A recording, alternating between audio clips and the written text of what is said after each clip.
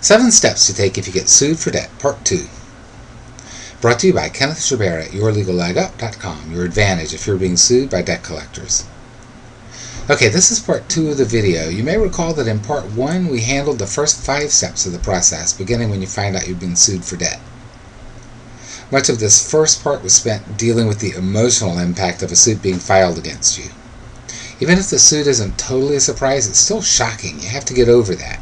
I reminded you that the debt collectors will drop the suit if you make it look like they'll lose money. So we talked about the importance of fighting. Next, we looked at the petition to figure out the stakes of the suit and what our worst case scenario would be. We figured out the important dates involved with the case and decided whether or not to hire a lawyer. In a way, this was just getting our ducks in a row, and now it's time to respond. Step 6. Respond to the petition. Answer or move to dismiss. In Step 6, we're going to start taking action by either filing a motion to dismiss or an answer. You can file a motion to dismiss if you think that debt collectors have not said what they needed to say, assuming that it's true, in order to win their case. If they're close, but no cigar, in other words. That is, if everything they say is true and they can prove it, which are two very different questions at trial, have they said everything that they needed to allege to state a legal claim against you? If not, you may want to file a motion to dismiss. You can find materials on that at my site. If you don't want to file a motion to dismiss, and also for every count that you do not seek to have it dismissed, you will need to file an answer. Simply filing an answer is very easy. It's the least of your worries. It really should take you about 10 minutes. However, I'm not recommending the easiest way. It's too easy to do a better job, and doing a better job will influence the way the court and the other side look at you for the rest of the case. My point, though, is that filing an answer is easy and there are few formal requirements, if any. There is, of course, help for doing this at my site. Filing a counterclaim is only a very little bit harder. Again, you may want to explore my site for ideas of possible counterclaims. For counterclaims, you just want to be sure to say what you need to state a claim, or they'll be filing a motion to dismiss against you. You have to file a copy of your answer and counterclaim with the court and serve a copy on the debt collector's lawyer. Check your rules of civil procedure for other technicalities. Don't expect much help from the court on this part.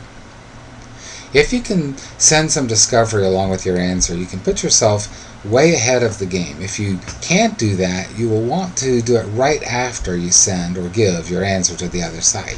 In lawsuits, you're always either pushing or being pushed. Take the initiative.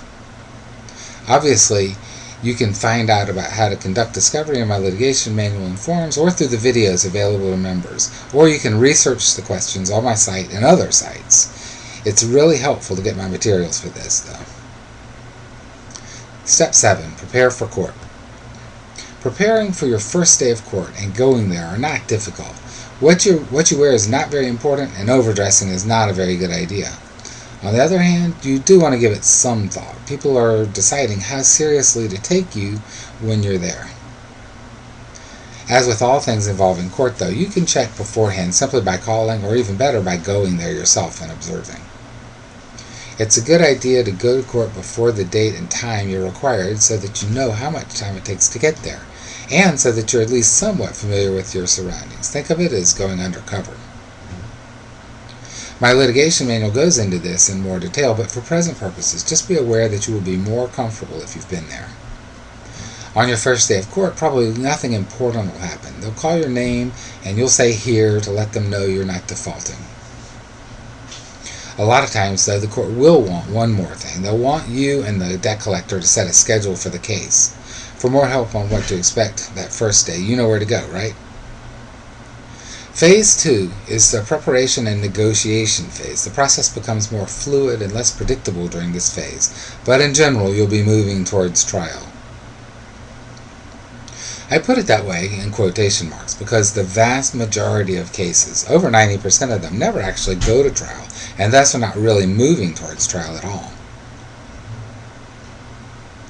But don't let the fact that most cases settle without trial fool you. There's an old saying in the law that negotiations are conducted in the shadow of the law. That means that what people will agree to often closely resembles what they think a judge would make them do if the case did go to trial. Phase 2 is about making the debt collector know that you could probably win the case if it does go all the way to trial. My materials are designed to help you with this process. And phase 3 is the actual trial and the lead up to that. Not many cases go there, but if yours does, our materials will help you there too. If you're thinking about defending yourself from the debt collectors, come visit my site, yourlegalagup.com.